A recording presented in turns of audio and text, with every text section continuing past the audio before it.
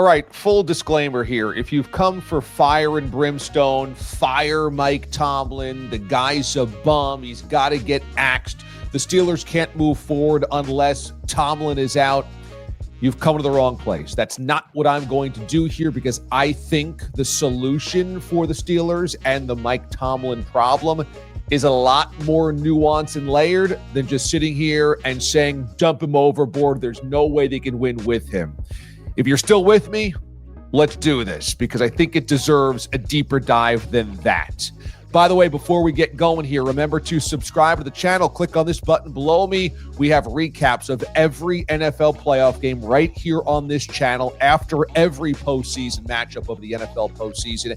And we go live on Sunday nights for Watch DA Live. You'll get notifications when we go live or these deep dives if you are subscribed. So make sure you are and become one with the channel. So most of those in the anti-Tomlin crowd will say, he only won with Bill Cowher's players, and after that, he's been a total dud. And let's start there. For Mike Tomlin, there's no doubt all of the success, the significant playoff success, all happened on the front end of his career. In 2008, they won 3 playoff games and a Super Bowl championship over the Cardinals in one of the great Super Bowls of all time. And then 2 years later, got back to a Super Bowl and lost to the Packers in 2010. That was Aaron Rodgers' only Vince Lombardi trophy ever. Since then, they've gone to 1 AFC championship game. They were drummed by the Patriots in 2016. And after that, they have yet to win a playoff game. 2017, 2020, 2021, last season, and now this year. That's 0 for the last 5, one and dones in January for Mike Tomlin and the Steelers. So here's where I will fuel the anti-Tomlin crowd. Yes, when he has not had Bill Cowher's culture or that Bill Cowher roster, he has fallen on his face in January time after time with a multitude of players, defenses, and quarterbacks. So the one constant here is Tomlin since 2017 until now, continually falling short, dramatically short in the AFC postseason. However, here's where I've got to push back. What's the other constant between when Tomlin took over 2007 to 2016, their last playoff success? It was a Hall of Fame quarterback.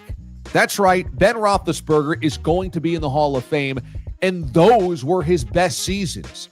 In the 2008 Super Bowl, that final drive, all of those throws to Santonio Holmes capped off by one of the best big pressure, big spot Super Bowl throws of all time to Santonio, extended back of the end zone. That's Ben Roethlisberger at his absolute apex. 2007 through 2016 is Ben Roethlisberger's prime of his Hall of Fame career. Big Ben made the Pro Bowl 6 times over the course of his career. Do you realize all of those came with Mike Tomlin? And 5 of those 6 came in the window I'm talking about, between when Tomlin took over and their last postseason success. That's 5 of Roethlisberger's 6 Pro Bowl seasons. Okay, and let's contrast that with what Tomlin has had these last 3 playoff games in which the din of the crowd has turned up quite high. A loss to the Chiefs, a loss to the Bills, and now a loss to the Ravens.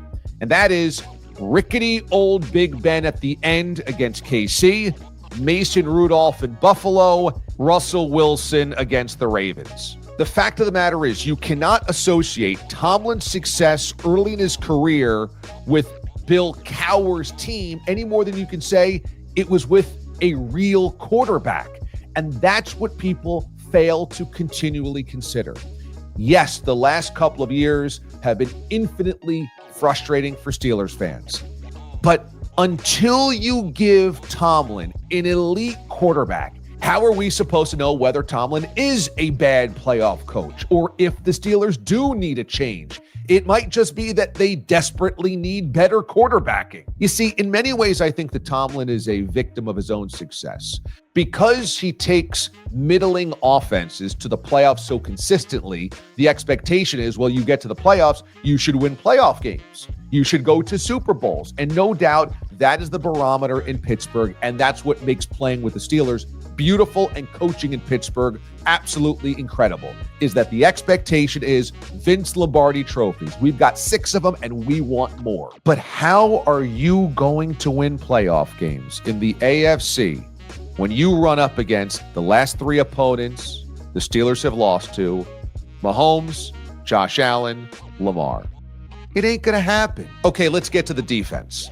This is Mike Tomlin's side of the football. And this is where Tomlin deserves far more blame, okay? Yeah, they've had some pretty underwhelming offenses and incredibly underwhelming quarterback play over the span of these 6 consecutive playoff losses. However, they have been built through the defense. For a full decade, 2012 through 2022, they spent almost every one of their first-round draft picks on defense. So not only have they allocated all of these draft picks towards the defense, they've also handed out some pretty big contracts. TJ Watt got paid, Minkah Fitzpatrick got paid, and they just brought in Patrick Queen for the biggest linebacking contract in franchise history. The defense is supposed to be the foundational piece of the Steelers' success. They have the highest paid defense in football over these last 3 postseason losses, all of which showed a huge separation between where the Steelers are and the elite of the AFC is that the defense didn't come to play. And you can rewind that even before these last 3 playoff losses, because in 2017, they lose to the Jaguars. They are one and done after a bye, despite Ben Roethlisberger throwing for nearly 500 yards and 5 touchdowns, because Blake Bortles, of all people, went crazy at Heinz Field. And then in 2020, remember, the hated Browns came into Heinz Field as well, and Baker Mayfield went crazy on the Steelers' defense. That part of this equation is the thing that's most bothersome. You've built a stout defense. You've invested in the defense. Tomlin's on the defensive side of the football, and the defense is cracked when it mattered most. The bulk of Tomlin's success in January and those 2 Super Bowl runs, Dick LeBeau, Hall of Fame defensive coordinator, was leading the defense. Since LeBeau retired, it's been Keith Butler and Terrell Austin.